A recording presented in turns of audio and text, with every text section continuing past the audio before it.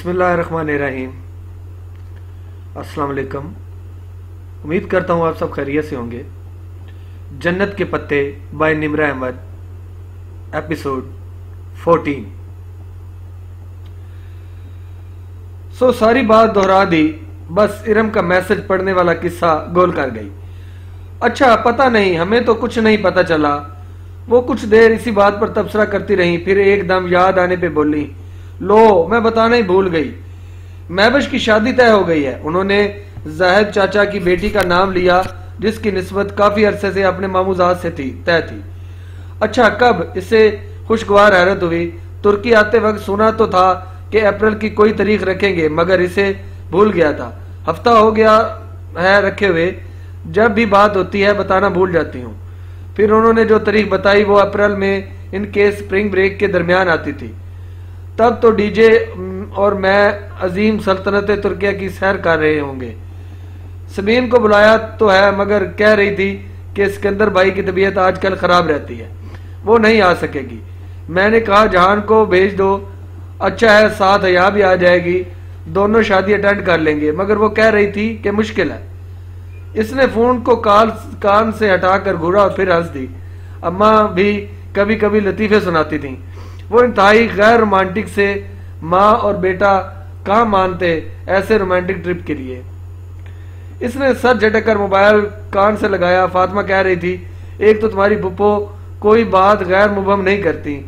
बिल्कुल, इसने तईद की। वेटर ने चॉकलेट और रंग बिरंगे दानों से सजे डोनट्स प्लेट में मेज पे रखे तो वो अलविदाई कलमात कहने लगी। इरम के मुतल्लक मजीद जानने की फिलहाल इसे तलब नहीं रही थी। बियूकदा फिर बियूकदा। इस रोज वो शाम में जल्दी सो गई थी। सोइशा के बाद आंख खुली, कुछ देर पढ़ती रही, फिर रोहेल से स्काइप पे घंटा भर बातें की और इसे तुर्की का सफरनामा सुनाकर खूब बोर किया। अब भूख लगी तो किचन में आई थी। डीजे ने आलू मटर बनाया था, जो सालन कम और कोई गदला पानी ज्यादा लग रहा था, जिसमें मटर आलू और प्याज तैर रहे थे। वो नाक चढ़ाते हुए इस मलगोबे को गर्म करने के लिए प्लेट में डाल रही थी कि डीजे ने पीछे से आकर बताया कि इसने हाले और अंजम बाजी के साथ बियूक अदा जाने का प्रोग्राम बना लिया है। वो कल सुबह 6 बजे गोसर शटल पकड़नी है। बियूक अदा और फिर बियूक अदा। वो अमन का दरवाजा बंद करती चौंक कर पलटी। पल भर में इसकी आंखों में नागवारी सिमट आई थी। हाले और अंजम बाजी ने प्रोग्राम बनाकर मुझसे पूछा तो मैंने हामी भर ली। पानी की बोतल को खड़े खड़े मुंह से लगाते हुए डीजे ने शाने झुकाए। वो तकरीबन और यकीनन मेरी तरफ से भी हामी भर ली होगी। बिल्कुल, मैं कोई नहीं जा रही बेवकदा, मेरी तरफ से अंजम बाजी को इनकार कर दो। वो पलट कर चीजें उठा पटक करने लगी और पटक कर रखने लगी। अंदाज में वाज़े झंझलाहट थी। क्यों? इतना तो खूबसूरत जजीरा है, मुझे नहीं जाना उधर, बस कह दिया ना। वो रेफ्रिजरेटर के ऊपर वाला फ्रीजर खोले, चंद पैकेट इधर उधर करने लगी। बालों का ढीला जोड़ा इसके गर्दन की पुष्ट पे जुड़ रहा था। मगर क्यों? वो अकदर रहमान पाशा का जजीरा है और मैं इस आदमी की शक्ल भी नहीं देखना चाहती। इसने रोटियों का पैकेट निकालकर फ्रीजर का दरवाजा जोर से बंद किया। पैकेट मेज पर रखा, जमी हुई 2 रोटियां निकाली और प्लेट में रखी और इन उम्मीद से रखी। अनमेदे की बनी तुर्क रोटियां का नाम इन्हें मालूम ना था, बस दिया स्टोर पे वो फ्रीजर में नजर आती थी और इतनी समझ तो इन्हें थी कि इन्हें माइक्रोवेव में गर्म करके खाते हैं। तब से वो ये रोटियां ही खा रही थी। मेरा ख्याल है इसे पिटा ब्रेड कहते हैं। ये पिटा ब्रेड होती है, इंग्लैंड में भी बहुत होती थी। डीजे इसकी रोटी और अमन में रखने तक सख्ते से बाहर आ चुकी थी। अब्दुर्रहमान पाशा, वो जिसका जिक्र हमारी होस्ट आंटी ने किया था। हाँ, वही क्रिमिनल स्मगलर। मगर इसका क्या जिक्र? हाले ने कहा था कि हाले को छोड़ो, मैं सब बताती हूँ।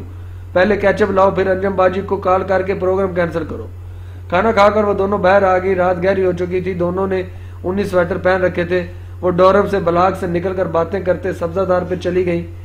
पहले डीजे ने अंजम बाजी को फोन करके माजरत की और फिर इसे लगा कि वो जरा नाराज हो गई हैं क्योंकि इन दोनों ने खासी पाकिस्तानी हरकत की है तो वो तुर्की में कमिटमेंट तोड़ना बहुत बुरा समझा जाता है। सो इस पाकिस्तानी हरकत को संभालने के लिए हया ने फ़ोन ले लिया और इन्हें बताया कि इसकी पुप्पो ने कल इसे और इसकी फ्रेंड्स को अपने घर इनवाइट किया है। सो अंजम बाजी इसकी दावत कबूल करके इनके साथ चले बेयोकदा, फिर किसी रोज़ चले जाएंगे। यूं अंजम बाजी मान गई और अब वो दोनों चलते चलते दिया स्टोर के सामने वाले फुहारे के मुंडेर पर आ बैठी। फुहारे का पानी छींटे उड़ाता हुआ नीचे गिर रहा था और इस पानी में बनते मिटते बुलबुलों को देखे हुए हया ने सारी कहानी अलफ तये इसको सुना डाली। डीजे कितनी देर तो चुप बैठी रही, फिर ऐसा ऐसा सोचकर कहने लगी, तो वो पिंकी मेजर अहमद था जो हमें मार्केट में मिला था, बिल्कुल वो डॉली असली ख्वाजा सारा था। शायद वो इनका पुराना मुलाजिम था और तुम मुंह उठाकर इसके घर में चली गई। मुंह उठाकर क्या, मेरा पासपोर्ट था इस पर्स और इस पर्स में। अच्छा ही हुआ, सारी बात तो क्लियर हो गई। वो अपनी गलती मानती ये नामुमकिन था, मगर तुमने इसे फोन करके बहुत गलती की, तो भुगत रही हूं ना वो गलती। इस जालिम शख्स ने ये नहीं सोचा कि जहान के पास इस रेस्टोरेंट के अलावा कुछ नहीं और इसने इसको ऐसे तबाह बर्बाद कर दिया। अब यकीनन वो इसकी लैंड लेडी को शह देगा कि वो रेस्टोरेंट वापस हासिल कर ले। वो सख्त नादम थी। तुम्हें क्या लगता है कि वो तुमसे वाकई मोहब्बत करता है? किसी को अजियत पहुंचाना मोहब्बत नहीं होती। कुछ देर वो यूं ही इस बात के हर पहलू से डिस्कस करती रही। फिर डीजे ने हाथ उठाकर हतमी अंदाज में कहा, एक बात तो तय है, अब ये मामला खत्म हो चुका है, अब वो तुम्हारे पीछे नहीं आएगा। वो सारा लाकर उठ गई। रात भर बीत चुकी थी, अब इनको वापस जाना था। सब्जाजार पे चलते डोरम बला की तरफ बढ़ते हुए वो सोच रही थी कि अपने मसले को बताने से वो हल नहीं होते, कि अपने मसले किसी को बताने से हल नहीं होते। दिल का बोझ किसी के सामने हल्का करते करते बाज दफा हम अपनी जात को ही दूसरे के सामने हल्का कर देते हैं। परेशानियां बताने से कम हो सकती हैं, खत्म नहीं होती, जैसे इसकी परेशानी अभी तक इसके साथ थी। क्लासरूम की खिड़कियों से सूरज की रोशनी छन करके अंदर आ रही थी। सुबह की नम हवा बार बार शीशों से टकरा कर पलट जाती। जियो इन्फॉर्मेशन सिस्टम के प्रोफेसर अपने मखसूस अंदाज में लेक्चर दे रहे थे और इसके साथ बैठी डीजे बेज़ाहिर बहुत बेतवजी से लेक्चर सुनती रजिस्टर पे लिख रही थी। वो हर चंद लफ्ज लिखकर सर उठाकर प्रोफेसर को देखती, जरा गौर से इनके अगले अल्फाज सुनती और फिर समझ कर सारा लाती और दोबारा लिखने लग जाती। हया ने एक निगाह इसके रजिस्टर पर डाली। वहां इसका चलता कलम लिख रहा था, तुम लोगों का स्प्रिंग ब्रेक का क्या प्रोग्राम है, किधर जाओगे और कौन कौन तुम्हारे साथ जा रहा है। आखिरी लफ्ज लिखकर इसने गर्दन सीधी करके पूरे इत्मीनान से प्रोफेसर को देखते हुए रजिस्टर दाएं जानब बैठे मोहतसम को पास कर दिया। ये इनकी और फलस्तीनियों की वाहिद मुश्तरका क्लास थी। मोहतसम ने एक निगाह खुले रजिस्टर पर डाली, फिर सर झुकाकर कुछ लिखने लगा। जब रजिस्टर वापस मिला तो इस पर अंग्रेजी में लिखा था, हम तुर्की के टूर पे जा रहे हैं, 7 दिन में 7 शहर, हम 5 और टाली, तुम लोगों का क्या प्रोग्राम है। उफ, फिर ये टाली। डीजे कोफर से जवाब लिखने लगी, हम भी 7 दिनों में 7 शहर घूमने का सोच रहे हैं। इसने रजिस्टर आगे पास कर दिया और फिर जरा टेक लगाकर बैठ गई। मौसम अब सफ़े पे चंद अल्फाज घसीट रहा था, तो हमारे साथ चलो ना, तुम लोगों को अब निकलना है पहली छुट्टी वाले दिन। तुम लोगों को कब निकलना है? पहली छुट्टी वाले दिन, मौसम ने अपना प्रोग्राम बताया। हमने दूसरी छुट्टी पे निकलना है, सो तुम्हारे साथ चलना मुश्किल होगा। चलो फिर छुट्टियों के बाद मिलेंगे, नो प्रॉब्लम। साथ ही मौसम ने एक मुस्कुराता हुआ चेहरा बनाया। हया दांत पे दांत जमाए बमुश्किल जमाइयां रोकने की सही कर रही थी। इसे इस क्लास से ज्यादा बोरिंग कोई क्लास नहीं लगती थी। दफातर मौसम ने रजिस्टर डीजे के जानब बढ़ाया तो इस पे लिखे अल्फाज को पढ़कर डीजे ने रजिस्टर हया के सामने रख दिया। हया ने जरा सी गर्दन झुका कर देखा और ऊपर इसने अंग्रेजी में लिखा था, ट्रांसलेट इन उर्दू प्लीज। इसके नीचे अरबी इबारत लिखी थी, कैफ हालिका। हया ने कलम उंगलियों के दरमियान पकड़ा और उर्दू हिज्जों में लिखा, आपका क्या हाल है, और रजिस्टर वापस कर दिया। मौसम और हुसैन को आजकल डीजे से उर्दू अल्फाज सीखने का शौक चढ़ा हुआ था। इस क्लास में वो यूं ही सारा वक्त अरबी अल्फाज लिख लिख कर इनको देते थे चंद लम्हों बाद इसने फिर सफा हया के सामने किया। अब इस पे लिखा था हाल बखैर। हया ने जैसे चिढ़ कर नीचे लिखा, मैं बिल्कुल ठीक ठाक हूँ और आपकी खैरियत चाहती हूँ। इतना लंबा क्यों? डीजे ने हैरत से सरगोशी की। अगर छोटा लिखती तो ये फौरन उसे सीख कर मुझसे आज ही की तारीख में पूरी फरोजर लुगात लिखवाता। अब अच्छा है ना, पूरा दिन ठीक पढ़ने में गुजार देगा। वो मौसम से क्लास के इख्तिताम तक ठीक ठीक से नहीं पढ़ा सका। क्लास खत्म हुई तो वापस डोरम में आई। मुंह हाथ धोकर तैयार होने में काफी वक्त लग गया। इसने एक मोरपंख के सब्ज रंग के पाँव को छूता फ्राक पहना। फ्राक की आस्तीन तंग चूड़ीदार थी और नीचे पजामा था। पूरा लिबास बिल्कुल सादा था। बाल इसने खुले छोड़ दिए और काजल और नेचुरल लिपस्टिक लगाकर डीजे की तरफ पलटी। कैसी लग रही हूँ? डीजे, जो बालों में ब्रश कर रही थी, रुक कर इसे देखने लगी। बिल्कुल पाकिस्तान का झंडा लग रही हो। दफा हो जाओ। तकरीबन 1.5 घंटे बाद वो दोनों अंजमबाजी और हाले के साथ जहांगीर में वाकया पुप्पो के घर के सामने खड़ी थी। पुप्पो को बता तो दिया था ना, ये ना हो कि वो कहीं मैंने तो इनवाइट ही नहीं किया था। डीजे ने आहिस्ता से पूछा। हाँ हाँ, बता दिया था। इसने सरगोशी में डीजे को जवाब देते हुए डोरबेल बजाई। पुप्पो से बहुत तपाक से मिली। लिविंग रूम में बैठने तक ही तारफ का मरहला तमाम हो गया। हया, आज तुमने घर में रौनक कर दी है। वाकतन बहुत खुश थी। हया इनके घर को अपना समझ कर दोस्तों को साथ लाई। ये ख्याल इनके लिए बेहद मुसरत बख्श रहा था। वो इन 2 माह में चंद ही बार पुप्पो के घर आई थी। पहली 2 दफा के बाद जहान कभी घर नहीं मिला था, ना ही वो इसे बताकर आती थी। इस दफा तो इसने बिल्कुल भी नहीं बताया। वो अंदर अंदर खुद को मुजरम समझ रही थी कि इसके टूटे बिखरे रेस्टोरेंट को याद करके वो अक्सर खुद को मलामत करती थी।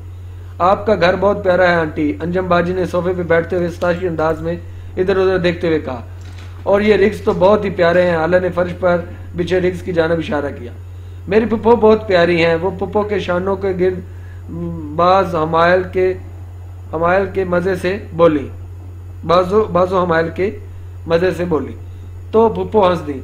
डीजे ने आहिस्ता से सरगोशी की और पुप्पो का बेटा भी बहुत प्यारा है। हया ने जोर से इसका पाँव दबाया और बस सी करके रह गए। चलो तुम लोग इधर बैठो, मैं बस अभी आई। अच्छा, मेजबानों की तरह पुप्पो मुस्कुरा कर कहते हुए राहदारी की तरफ मुड़ गई, जिसके दूसरे सिरे पे किचन था। किचन का दरवाजा खुला था तो सोफों पे बैठे हुए इन्हें किचन का आधा हिस्सा नजर आ रहा था। पुप्पो इनके पीछे ही चली आई। अरे तुम क्यों आ गई? इनको कंपनी दो ना। वो फ्रीजर से कुछ जमे हुए पैकेट निकाल रही थी। वो एक दूसरे को काफी हैं।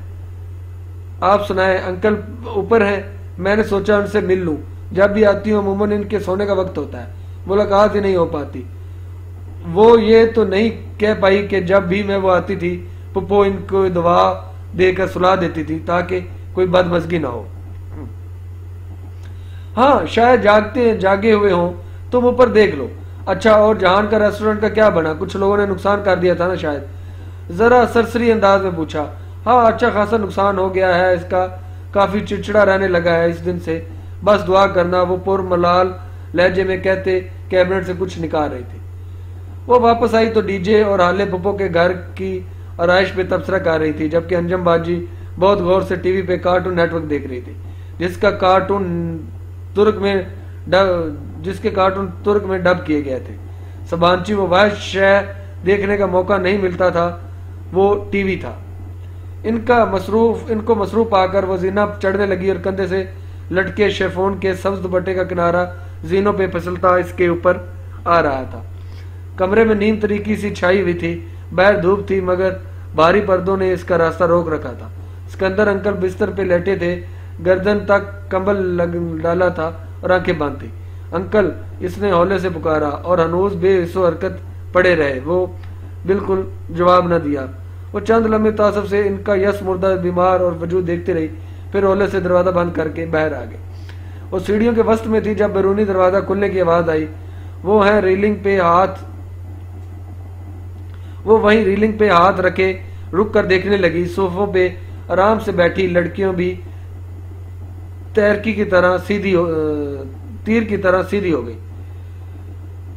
दरवाजा खोलकर जहान अंदर दाखिल हुआ। एक हाथ में ब्रीफ केस, दूसरे बाजू पे कोट डाले, टाई की नाट ढीली किए, हल्की ग्रे शर्ट की आस्तीन कोनियों तक मोड़े।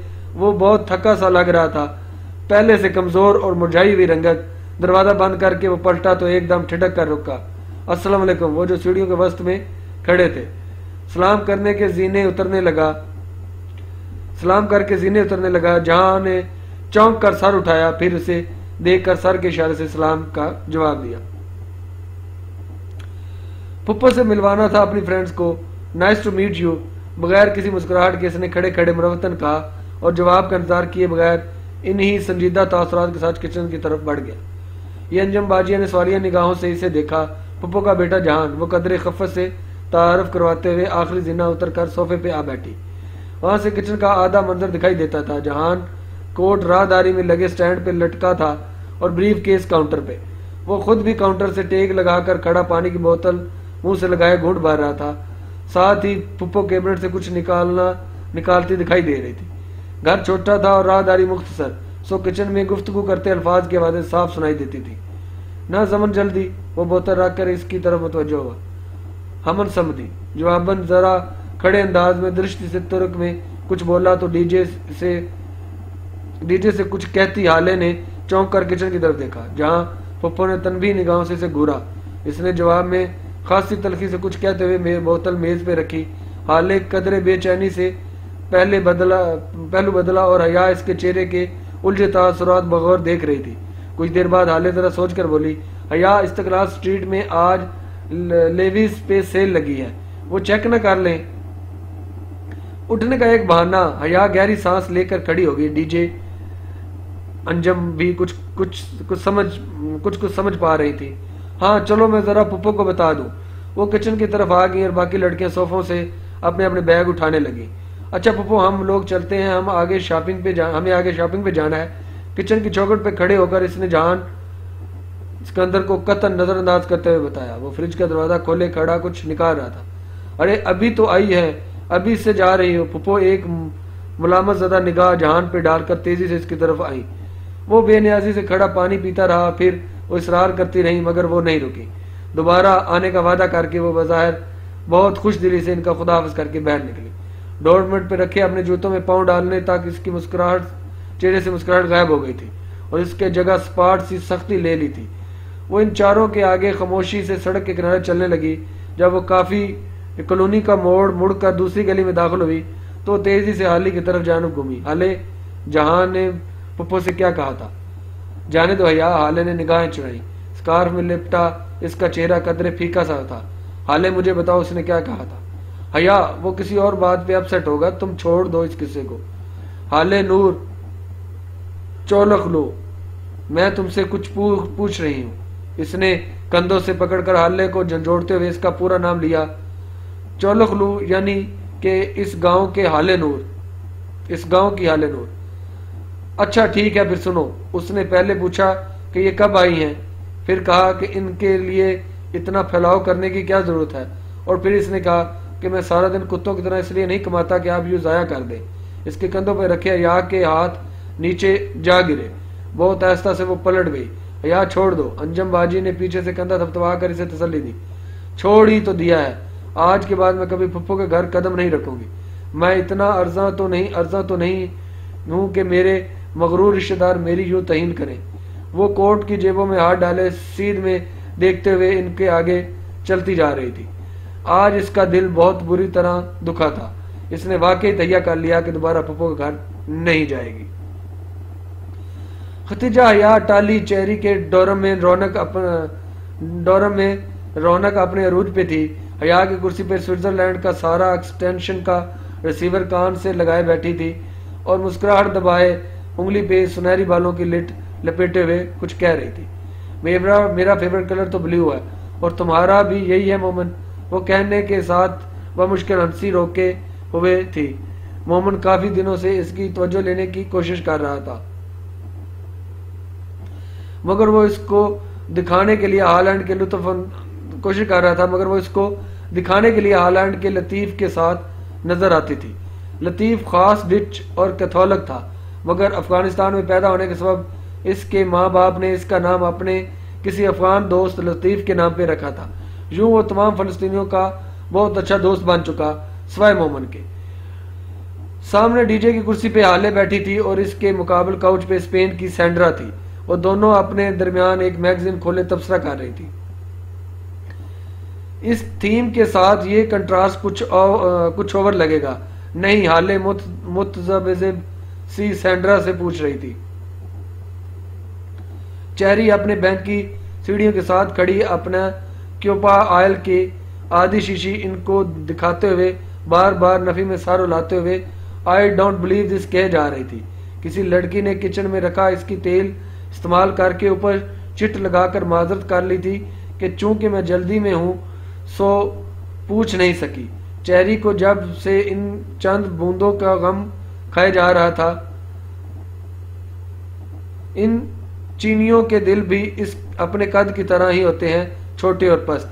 टाली जो ऊपर अपने बैंक पे बैठी हया को इसराइली नामा सुना रही थी, लम्हा भर को बात रोककर चेरी को देखते हुए बोली, फिर सर झटक कर बात का वहीं से आगाज किया जहां छोड़ी थी। You know in Israel we have such citrus that. टाली के नजदीक दुनिया का सबसे रसीला फल इसराइल का था। सबसे मीठा पानी, सबसे खालिश शहद, सबसे खुशबूदार फल और सबसे सुहाना मौसम इसराइल का था। वो कहती थी कि इसराइल जन्नत है, मुकद्दस और बाबरकत सरजमीन है, और इसके जाते ही हया और डीजे इसके फिक्रे में यूं तरमीम कर लेती कि फ़लस्तीन जन्नत है, मुकद्दस और बाबरकत सरजमीन है। अब भी हया बहुत इनहमाक से दोनों हथेलियों पे चेहरा गिराए इसकी बातें सुन रही थी। वो जो भी था, इसराइली नामा सुनने में मज़ा बहुत आता था। धीमी आवाज में बात करने के बावजूद इन सब की आवाज़ों ने मिलकर शौक कर रखा था, और इस शोर में डीजे अपने बैंक के ऊपर बिस्तर में लेटी तकिया मुंह पे रखे हुई थी। इनकी आवाज़ें बुलंद होती गई और इसने मुंह से तकिया उठाया और चेहरा ऊपर करके बेजारी से इनको मुखातब किया, प्लीज शोर मत करो, मेरे सर में दर्द है, मुझे सोने दो। ओके ओके, हाले ने फौरन उस बात में सारा लाया। सब ने शश शश करके एक दूसरे को चुप करवाया और धीमी धीमी बुड़बुड़ाहटों में बोलने लगे। डीजे ने वापस लेट गई और तकिया मुंह पे रख लिया। हाँ चांद, मैं चांद को ही देख रही थी, सारा जो अपनी लिट को उंगली पर मरोड़ते मुस्कुराते हुए कह रही थी। दूसरी तरफ कुछ सुनकर जरा गड़बड़ाई, अच्छा आज चांद नहीं निकला? ओ, मैंने शायद अपने तसव्वुर में देखा था। मुझे यही कलर स्कीम चाहिए और घर इसके साथ हम पे फूल, और इसके साथ हम ये फूल कर लें तो वो मैच कर जाएंगे। फिर ये रंग। सैंड्रा मैगजीन के सफ़े को पलटकर पीछे से कोई दूसरा सफ़ा निकालकर हाले को दिखाने लगी। ऐसा ऐसा इनकी आवाज़ें फिर से बुलंद होने लगी। चंद साने बाद डोरों में फिर से शोर मचा। Can someone please shut up? DJ जबत खो कर उठी और जोर से चलाई। वो पिछले 2 घंटों में कई दफा इनको खामोश होने के कह चुकी थी, मगर बार बार लड़कियों की आवाजें बुलंद होती जाती थी। लेकिन इसको यूं चलाने पर एकदम से डोरों में आवाजें फौरन बंद होगी। बस तुम आराम करो, हम चुप हैं। अब सब आहिस्ता बोलो। अच्छा, हया ने जल्दी से मुस्कुरा कर इसे तसल्ली दी और कुछ बुड़बुड़ाते हुए वापस लेट गई। कमरे में सब मदम सरगोशियों में बातें करने लगे। फिर चंद पल मजीद सर के, फिर इसराइल में हमारा मुकद्दस दरख्त। सबसे पहले टाली की आवाज बुलंद हुई थी, फिर सारा, फिर हाले और फिर चेरी, जो अभी तक सबकी मुतवज्जा करने की सही करते हुए इन्हें बोतल दिखा रही थी। मतलब ये कहाँ की अखलाकियात है कि किसी का तेल इससे पूछे बगैर इस्तेमाल कर लिया जाए। शोर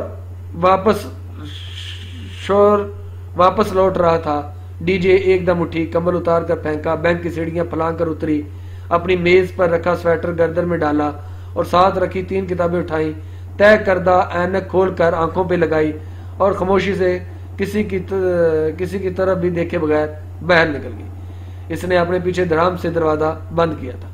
डोरम में एकदम सन्नाटा छा गया। इसने एक दरवाजे को देखा, सारा ने बिना कुछ कहे रिसीवर क्रेडल पे रख दिया। चेरी ने खिफत से अपनी बोतल वापस बैग में रख दी। हाले और सैंड्रा ने मैगजीन बंद कर दिया। बहुत सी नादम निगाहों के तबादले हुए। वो नाराज हो गई है, अब क्या करें? हाले बहुत आहिस्ता से बोली। ठहरो, मैं ऐसे मनाती हूँ। हया ने कमर परे हटाया और बैंक की सीढ़ियां उतर कर नीचे आई। मेज पर रखा अपना दुपट्टा उठाया और चप्पल पहने हुए बाहर निकल गई। पीछे कमरे में अभी तक सन्नाटा छाया था। स्टडी साथ ही थी। इसे पता था कि डीजे वहीं होगी। इसने दरवाजा धकेला तो वो खुलता चला गया और सामने राइटिंग टेबल पे किताबें फैलाए बैठी थी। चौकट से इसके नीम रुख ही नजर आता था, फिर भी वो देख सकती थी कि वो रो रही है। इसका दिल एकदम बहुत ज्यादा दुखा और दबे कदमों चलते हुए इसके करीब आई। डीजे। खतीजा बाई कनपटी को उंगली से मसलते हुए चेहरा किताब पे झुकाए आंसू पीने की कोशिश कर रही थी। DJ, very sorry, I am really sorry. वो कुर्सी खींचकर इसके साथ बैठी और इसका हाथ थामना चाहा। डीजे ने सख्ती से हाथ छुड़ाया। इससे बेहद मलाल हुआ। सॉरी यार, हमने तुम्हारा ख्याल नहीं किया, तुम्हारी तबीयत तो ठीक है। वो जवाब दिए बगैर यूं ही कनपटी की उंगलियों से मसलती किताब पे सर झुकाए बैठी रही। सर में दर्द है? उसने हौले से पूछा। डीजे ने इस बात में सर हिला दिया। टेबलेट ले ली है कोई? हाँ, वो हथेली की पुष्ट से गीले रुखसार रगड़ते हुए बोली तो आवाज भारी थी। सिर्फ यही बात है? इसने गौर से इसका चेहरा देखा। मुझे घर याद आ रहा है। तो रो क्यों रही हो? सेमेस्टर खत्म होने के बाद हमने घर तो चले जाना है ना।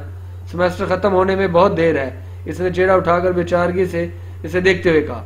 ऐनक के पीछे इसकी आंखें आंसुओं से भरी थी। देर कहाँ, फरवरी में हम इधर आए थे, मार्च गुजर गया, अप्रैल गुजर रहा है, मई आने वाला है, जून में एग्जाम्स होंगे और जुलाई में हम पाकिस्तान होंगे। 5 माह तो खत्म भी हो गए। डीजे भीगी आंखों से मुस्कुरा दी। क्या जिंदगी इतनी जल्दी गुजर जाती है? इससे भी जल्दी गुजर जाती है, हमें पता नहीं चलता और हमारा वक्त खत्म हो जाता है। इख्तिताम, दी एंड, खलास। इसने हाथ झाड़कर जैसे बात खत्म की। डीजे ने चंद लम्हे डबडबी आंखों से इसे देखती रही। हया, मैंने कल अपनी अम्मी को ख्वाब में देखा था। वो बहुत बुरी तरह रो रही थी, इतनी बुरी तरह कि मेरा दिल डर रहा है। पता नहीं घर में सब कुछ ठीक है या नहीं। मैं घर का आखिरी बच्चा हूँ और आखिरी बच्चे के हिस्से में हमेशा बूढ़े माँ बाप आते हैं। मेरा दिल इनके लिए दुखा हुआ है। मैं समझ सकती हूँ, मगर हम क्या कर सकते हैं? 3 माह तो हमने यहाँ गुजारने हैं ना। हम पाकिस्तान चले जाएंगे। तुम जानती हो ना, नामुमकिन है कि हमने कॉन्ट्रैक्ट साइन किया है। हम 5 माह खत्म होने तक तुर्की नहीं छोड़ सकते। मैं मुस्तकिल जाने की बात नहीं कर रही, बस चंद दिन के लिए स्प्रिंग ब्रेक में हम इस्लामाबाद चले जाएं। हया ने गहरी सांस ली। मेरी भी कजन की शादी है, मगर मैं उसे कुर्बान कर रही हूँ, सिर्फ इसलिए कि अगर हम भी पाकिस्तान गए तो वापस आते हुए हमारा दिल खराब होगा और फिर यूं तुर्की में अकेले घूमने फिरने का मौका हमें कभी नहीं मिलेगा। अकेले? डीजे ने इस्ताजिया से सर झटका। तुम्हें पता है कि हम दोनों ये स्कॉलरशिप प्रोग्राम क्यों अप्लाई किया था? क्योंकि हम दोनों अकेले आज़ादी से वक्त गुजारने का शौक रखती थी। ऐसी आज़ादी जिसमें अब्बू और भाइयों की रोक टोक ना हो। मगर इंसान आज़ाद तब ही होता है जब वो तन्हा होता है, और ये वही तन्हाई कैद कर लेती है। हर आज़ादी में कैद छुपी होती है। जैसे हम तुर्की में कैद हैं। मुझे लगता है कि हम कभी पाकिस्तान वापस नहीं जा सकेंगे। हया ने जैसे तासफ से नफी में गर्दन हिलाई, फिर निगाह मेज पे रखी। डीजे की मोटी सी फलसफे की किताब पढ़ी जिसके सर वर्ग पे सुकरात की तस्वीर बनी थी और इसकी पेशानी पे बाल पड़ गए। परे हटाओ इन बूढ़े अंकल को, इन्हीं को पढ़ पढ़ के तुम्हारा दिमाग खराब हुआ है। सुकरात को कुछ मत कहो। डीजे ने तड़प कर किताब पीछे की। अफलातून गवाह है कि सुकरात ने किस अजमत और बहादुरी से जहर का प्याला पिया था। मेरी तो 7 नस्लों पे एहसान किया है। वो तंग आकर कहते हुए खड़ी हुई। हम कोई पाकिस्तान नहीं जा रहे। 7 दिन और तुर्की के 7 शहर, ये प्रोग्राम है हमारा। डन। डीजे मुस्कुरा दी। और सुनो, आज टाइम चेंज हो गया है, घड़ी 1 घंटा आगे कर लो। और डीजे को नॉर्मल होता देखकर टाली का इसराइल नामा सुनने वापस चली गई। ओ नहीं, यहाँ भी वही मुशर्रफ वाला नया टाइम पुराना टाइम।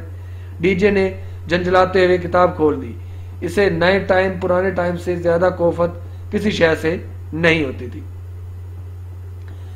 टक्सम स्क्वायर का मुजस्मा आजादी बहार के फूलों की खुशबू में बसा था। सुबह का वक्त था। मुजस्मे के गिर्द दायरे में उगी घास पे सुर्ख, जर्द और सफेद ट्यूलिप्स खुले थे। फिजा में ताज़ा पक्के फूलों की रसीली महक थी। दोनों इस ठंडी मीठी हवा में साथ चलती चलती इस्तिकलाल स्ट्रीट की तरफ बढ़ रही थी। दोनों ने स्याह कोट पहन रखे थे और बाजू में बाजू डाल रखा था। वो इतनी दफा इस्तिकलाल स्ट्रीट आ चुकी थी कि बहुत सी दुकानें तो इन्हें अब हिफस हो चुकी थी। इनके बावजूद आज तक इस तवील गली का इख्तिताम तक नहीं पहुंच सकी थी। इनके तमाम दोस्त और डोरम फेलोज कल ही अपने टूर पर निकल चुके थे। उन्होंने आज सारा दिन इस्तिकलाल स्ट्रीट में शॉपिंग करके कल सुबह बस से जाना था। आज वो खूब भाव ताव करके शॉपिंग करने के प्रोग्राम बना रही थी, क्योंकि वैसे भी पाकिस्तानी सयाहों के लिए तुर्क फौरन नरक कम कर देते थे। 7 दिन 7 शहर, कितना मजा आएगा ना। डीजे ने चश्म तस्वर से खूबसूरत तुर्की की देखते ही आंखें बंद करके खोली। मजा तो छोटा लफ्ज है डीजे, मुझे तो खुद पे रश्क आने लगा है। क्या जिंदगी इतनी हसीन भी हो सकती है। वो दोनों इस्तिकलाल स्ट्रीट में दाखिल हो गई थी। वहां हमेशा की तरह रश था।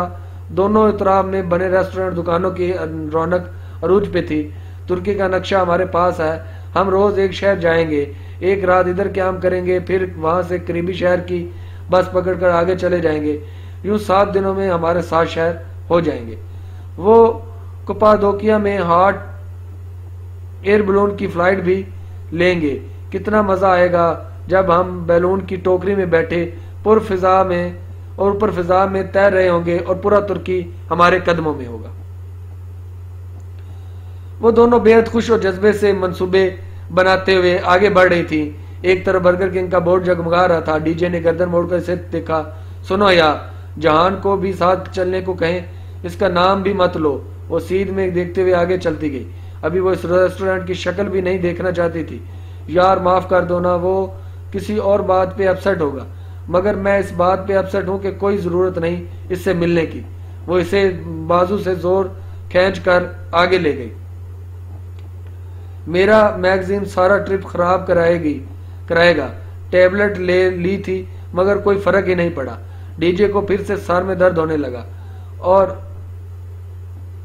असल में इसको माइग्रेन का दर्द होता था। और मेरा ट्रिप मेरा गैर रजिस्टर्ड फोन खराब कराएगा। इसने कोट की जेब से हाले का भद्दा तुर्क फोन निकालकर मायूसी से इसे देखा। इसकी बैटरी जल्द खत्म हो जाती है। वहां दूसरे शहरों में पता नहीं क्या हालात हों। मैं अपने पाकिस्तानी फोन को रजिस्टर करवा लेती हूँ।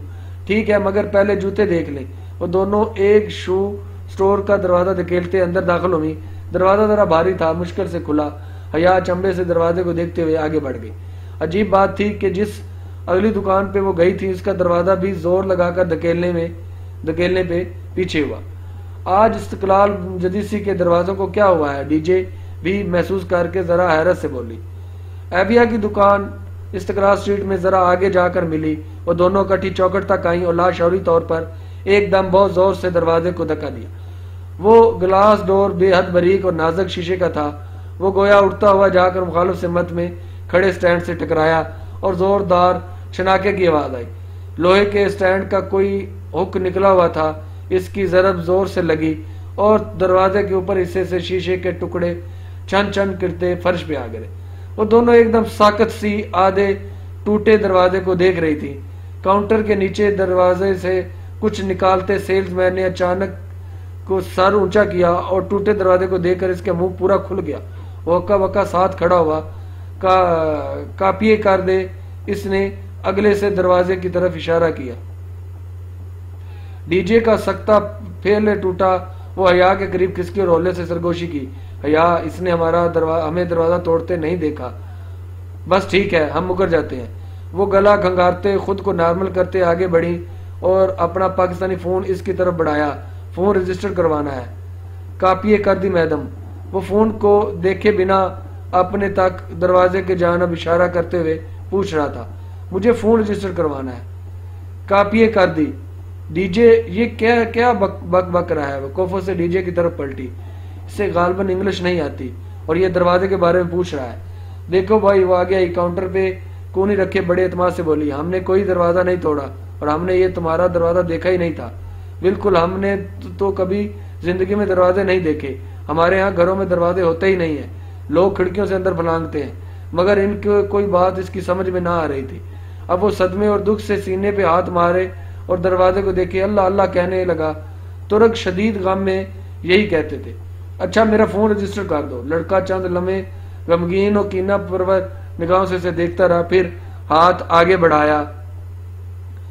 पासपोर्ट। इन दोनों ने एक दूसरे को जरा तशवीश से देखा। ये पासपोर्ट सिर्फ फोन के लिए मांग रहा है। नहीं, ये हमें अंदर करवा देगा। डीजे इसे पासपोर्ट नहीं देना, वरना इसने इतना लंबा जुर्माना करवाना है कि हमारा ट्रिप कैंसिल हो जाएगा।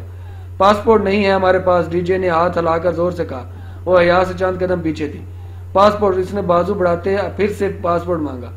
कहा ना, नहीं है हमारे पास पासपोर्ट। हया झंझलाते हुए अंदर अंदाज में कह रही थी, पासपोर्ट के बगैर रजिस्टर नहीं कर सकते। देखो, हम तुम्हें कुछ पैसे ऊपर दे देंगे। एम्बुलेंस, एम्बुलेंस, वो अपनी धुन में कहे जा रही थी जब लड़का एकदम घबरा कर चला उठा। इसने नासमझी से इसे देखा, फिर इसकी निगाहों के ताक़ुब में गर्दन मोड़ दी। आज की किस्त के लिए इतना ही। इंशाल्लाह अगली किस्त के साथ दोबारा हाजिर होंगे। अल्लाह हाफिज।